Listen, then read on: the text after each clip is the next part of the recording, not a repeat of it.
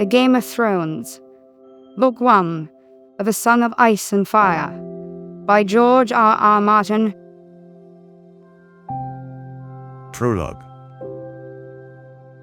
"We should start back," Gared urged as the woods began to grow dark around them. "The wildlings are dead." "Do the dead frighten you?"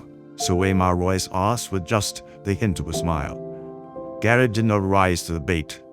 He was an old man, past 50, and he had seen the wildlings come and go. "Dead is dead," he said. "We have no business with the dead." "Are they dead?" Royce asked softly. "What proof have we?" "We'll show them," Gared said. "And if he says they're dead, that's proof enough for me." Will had known they would drag him into the quarrel sooner or later. He wished it had been later rather than sooner. "My mother told me that dead men sing no songs," he put in. "My wet nurse said the same thing, Will," Royce replied. "Never believe anything you hear at a woman's tit. There are things to be learned even from the dead."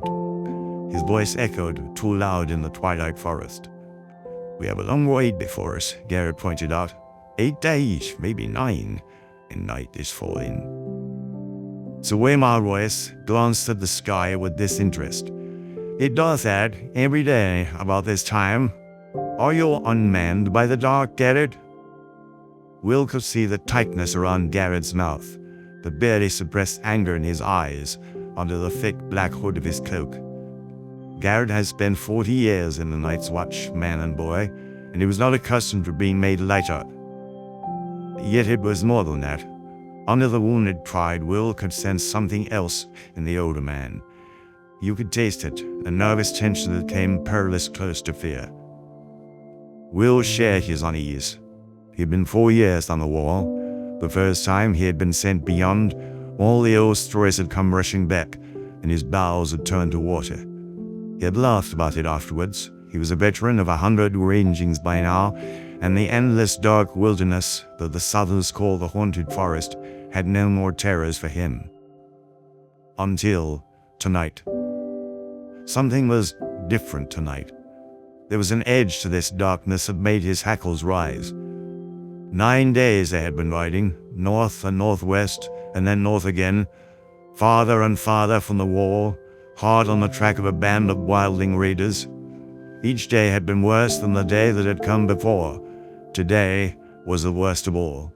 A cold wind was blowing out of the north, and it made the trees rustle like living things. All day Will had felt as though something was watching him, something cold and implacable that loved him not. Gared had felt it too. Will wanted nothing so much as to ride hell-bent for the safety of the wall, but that was not a feeling to share with your commander, especially not a commander like this one. Sir Waymar Royce was the youngest son of an ancient house with too many heirs. He was a handsome youth of 18, grey-eyed and graceful and slender as a knife. Mounted on his huge black destrier, the knight towered above Will and Gared on their smaller garrons. He wore black leather boots, black woolen pants, black moleskin gloves, and a fine supple coat of gleaming black ringmail over layers of black wool and boiled leather. Sir Waymar had been a sworn brother of the Night's Watch for less than half a year, but no one could say he was not prepared for his vacation, at least insofar as his wardrobe was concerned. His cloak was his crowning glory, sable, thick, and black, and soft as sin. And he killed them all himself, he did, Gared told the barracks over wine. Twisted their little heads off, our mighty warrior. They had all shared a laugh. It is hard to take orders from a man you laughed at in your cups, Will reflected as he sat shivering atop his garron. Gared must have felt the same. Mormont said, "We shall track 'em," and we did, Gared said. "They're dead. They shan't trouble us no more. There's hard riding before us. I don't like this weather. If it snows, we could be a fortnight getting back, and snow's the best we get out for. Ever seen an ice storm, my lord?" The lordling seemed not to hear him. He studied the deepening twilight in that half-bored, half-distracted way he had. Will had ridden with the knight long enough to understand that it was best not to interrupt him when he looked like that. Tell me again what you all will. All the details, leave nothing out. Will had been a hunter before he joined the Night's Watch. Well, a poacher in truth. Malister free riders had caught him red-handed in the Malister's own wood, skinning one of the Malister's own bucks, and it had been a choice of putting on the black or losing a hand. No one could move through the woods as silent as Will, and it had not taken the Black brothers long to discover his talent. The camp is 2 hours further on over that ridge, hard beside a stream, Will said. I got close as I dared. There's 8 of them. Men and women both. No children I could see. They put up a lean-to against the rock. The snow is pretty well covered it now, but I could still make it out. No fire burning, but the fire pit was still plain as day. No one moving. I watched a long time. No living man ever lay so still. Did you see any blood? Well, no, Will admitted. Did you see any weapons? Some swords, a few bows. One man had an axe. Heavy-looking, double-bladed, a cruel piece of iron. It was on the ground beside him, right by his hand. Did you make note of the position of the bodies? Will shrugged. A couple are sitting up against the rock, most of them on the ground, fallen like. Or sleeping, Royce suggested. Fallen, Will insisted. There's one woman up an ironwood, half hid in the branches. Of fire eyes. He smiled thinly. I took care she never saw me. When I got closer, I saw that she wasn't moving neither. Despite himself, he shivered. Hey, you have a chill? Royce asked. Some, Will muttered. The wind, my lord. The young knight turned back to his grizzled man of arms. Frost-fallen leaves whispered past them, and Royce's destrier moved restlessly. What do you think might have killed these men, Gared? Sir Waymar asked casually. He adjusted the drape of his long sable cloak. It was a cold, Gared said, with iron certainty. I saw men freeze last winter, and the one before, when I was half a boy. Everyone talks about snows 40 feet deep, and how the ice wind comes howling out of the north. But the real enemy is the cold. It steals up on you quicker than will, and at first you shiver and your teeth chatter, and you stamp your feet and dream of mulled wine and nice hot fires. It burns, it does. Nothing burns like the cold, but only for a while. Then it gets inside you and starts to fill you up. And after a while, you don't have the strength to fight it. It's easier just to sit down or go to sleep. They say you don't feel any pain toward the end. First you go weak and drowsy and everything starts to fade. And then it's like sinking into a sea of warm milk. Peaceful like. There's such elegance, Gared, Sir Waymar observed. I never suspected you had it in you. I've had the cold in me too, lordling. Gared pulled back his hood, giving Sir Waymar a good long look at the stumps where his ears had been. 2 ears, 3 toes, and the little finger of my left hand. I got off light. We found my brother frozen at his watch, with a smile on his face. Sir Waymar shrugged. You ought to dress more warmly, Gared. Gared glared at the lordling. The scars around his ear holes flushed red with anger, where Maester Aemon had cut the ears away. We'll see how warm you can dress when the winter comes. He pulled up his hood and hunched over his garron, silent and sullen. If Gared said it was the cold, Will began. Have you all drawn any watches this past week, Will? Yes, my lord. There never was a week when he did not draw a dozen bloody watches. What was the man driving at? And how did you find the wall? Weeping, Will said, frowning. He saw it clear enough, now that the lordling had pointed it out. They couldn't have frozen, not if the wall was weeping. It wasn't cold enough. Royce nodded. Bright lad. We've had a few light frosts this past week, and a quick flurry of snow now and then, but surely no cold fierce enough to kill 8 grown men. Men clad in fur and leather, let me remind you, with shelter near at hand, and the means of making fire. The knight's smile was cocksure. Will lead us there. I would see these dead men for myself. And then there was nothing to be done for it. The order had been given, and honor bound them to obey. Will went in front, his shaggy little Garin peeking the way carefully through the undergrowth. The light snow had fallen the night before, and there were stones and roots and hidden sinks lying just under its crust, waiting for the careless and the unwary. So Waymar Royce came next, his great black destrier snorting impatiently. The war horse was the wrong mount for ranging, but try and tell that to the lordling. Gared brought up the rear. The old man-at-arms muttered to himself as he rode. Twilight deepened. The cloudless sky turned a deep purple, the color of an old bruise, then faded to black. The stars began to come out. A half-moon rose. Will was grateful for the light. "We can make a better pace than this, surely," Royce said, when the moon was full risen. "Not with this horse," Will said. Fear had made him insert. Perhaps my lord would care to take the lead. So Waymar Royce did not deign to reply. Somewhere off in the wood, a wolf howled. Will pulled his Garin over beside an ancient gnarled ironwood and dismounted. "Why are you stopping?" Sir Waymar asked. "Best to go the rest of the way on foot, my lord. It's just over that ridge." Royce paused a moment, staring off into the distance, his face reflective. A cold wind whispered through the trees. His great sable cloak stirred behind him like something half alive. "There's something wrong here," Gared muttered. The young knight gave him a disdainful smile. "Is there? Oh, can't you feel it?" Gared asked. "Listen to the darkness." Will could feel it. 4 years in the night watch, and he had never been so afraid. What was it? Wind. Trees rustling. A wolf.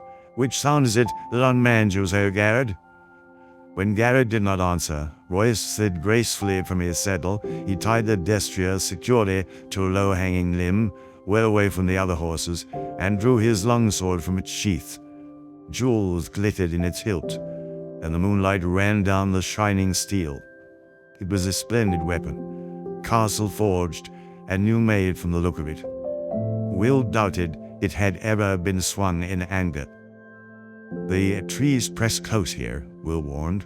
"That sword will tangle you up, my lord. Better a knife." "If I need instruction, I will ask for it," the young lord said. "Gared, stay here. Guard the horses." Gared dismounted. "We need a fire. I'll see to it." "How big a fool are you, old man? If there are enemies in this wood, a fire is the last thing we want." "There's some enemies a fire will keep away," Gared said. "Bears and direwolves and other things." So Waymar's mouth became a hard line. "No fire." Gared's hood shadowed his face, but Will could see the hard glitter in his eyes as he stared at the night. For a moment he was afraid the older man would go for his sword. It was a short, ugly thing, its grip discolored by sweat, its edge nicked from hard use. But Will would not give an iron bob for the lordling's life if Gared had pulled it from its scabbard. Finally, Gared looked down. "No fire," he muttered, low under his breath. Royce took it for acquiescence and turned away. "Lead on," he said to Will. Will threaded their way through a thicket, then started up the slope to the low ridge where he had found his vantage point under a sentinel tree. Under the thin crust of snow, the ground was damp and muddy, slick footing, with rocks and hidden roots to trip you up. Will made no sound as he climbed. Behind him he heard the soft metallic slither of the lordling's ringmail, the rustle of leaves, and muttered curses as reaching branches grabbed at his longsword and tugged at his splendid sable cloak. The great sentinel was right there at the top of the ridge, where Will had known it would be, its lowest branches a bare foot off the ground. Will slid in underneath, flat on his belly in the snow and the mud, and looked down on the empty clearing below. His heart stopped in his chest. For a moment he dared not breathe. Moonlight shone down on the clearing, the ashes of the fire pit, the snow-covered lean-to, the great rock, the little half-frozen stream. Everything was just as it had been a few hours ago. They were gone. All the bodies were gone. "Guards," he heard behind him. A sword slashed the branches so Waymar Royce gained the ridge. He stood there beside the sentinel, long sword in hand, his cloak billowing behind him as the wind came up, outlined nobly against the stars for all to see. "Get down," Will whispered urgently. "Something's wrong." Royce did not move. He looked down at the empty clearing and laughed. "Your dead men seem to have moved camp, Will." Will's voice abandoned him. He groped for words that did not come. It was not possible. His eyes swept back and forth over the abandoned campsite, stopped on the axe. The huge, double-bladed battle axe still lying where he had seen it last, untouched, a valuable weapon. "On your feet, Will," Sir Waymar commanded. "There's no one here. I won't have you hiding under a bush." Reluctantly, Will obeyed. Sir Waymar looked him over with open disapproval. "I'm not going back to Castle Black of failure on my first ranging. We will find these men." He glanced around. "Up the tree, be quick about it. Look for a fire." Will turned away, wordless. There was no use to argue. The wind was moving. It cut right through him. He went to the tree, a vaulting gray-green sentinel, and began to climb. Soon his hands were sticky with sap, and he was lost among the needles. Fear filled his gut like a meal he could not digest. He whispered a prayer to the nameless gods of the woods and slipped his dirk free of its sheath. He put it between his teeth to keep both hands free for climbing. The taste of cold iron in his mouth gave him comfort. Down below, the lordling called out suddenly, "Who goes there?" Will heard uncertainty in the challenge. He stopped climbing. He listened. He watched. The woods gave answer. The rustle of leaves, the icy rush of the stream, a distant hoot of a snow owl. The others made no sound. Will saw movement from the corner of his eye. Pale shapes gliding through the wood. He turned his head, glimpsed a white shadow in the darkness, then it was gone. Branches stirred gently in the wind, scratching at one another with wooden fingers. Will opened his mouth to call down a warning, and the words seemed to freeze in his throat. Perhaps he was wrong. Perhaps it had only been a bird or reflection on the snow, some trick of the moonlight. What had he seen, after all? "Will, where are you?" Sir Waymar called up. "Can you see anything?" He was turning in a slow circle, suddenly weary, his sword in hand. He must have felt them, as Will felt them. There was nothing to see. "Answer me! Why is it so cold?" It was cold. Shivering, Will clung more tightly to his perch, his face pressed hard against the trunk of the sentinel. He could feel the sweet, sticky sap on his cheek. A shadow emerged from the dark of the woods. It stood in front of Royce. Tall it was, and gaunt, and hard as old bones, with flesh pale as milk. Its armor seemed to change color as it moved. Here it was white as new-fallen snow, there black as shadow, everywhere dappled with the deep gray-green of the trees. The patterns ran like moonlight on water with every step it took. Will heard the breath go out of Sir Waymar Royce in a long hiss. "Come no further," the lordling warned. His voice cracked like a boy's. He threw the long sable cloak back over his shoulders to free his arms for battle, and took his sword in both hands. The wind had stopped. It was very cold. The other slid forward on silent feet.